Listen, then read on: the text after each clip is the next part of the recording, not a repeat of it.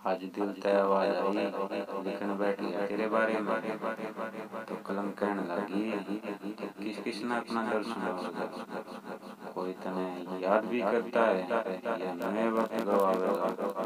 मैं तो कलम सुनूं वही लिखूंगी जो तू चाहेगा, मगर समझा अपने इस दिल ने प्यार मत कर, प्यार का दर्द ये सहना पावेगा।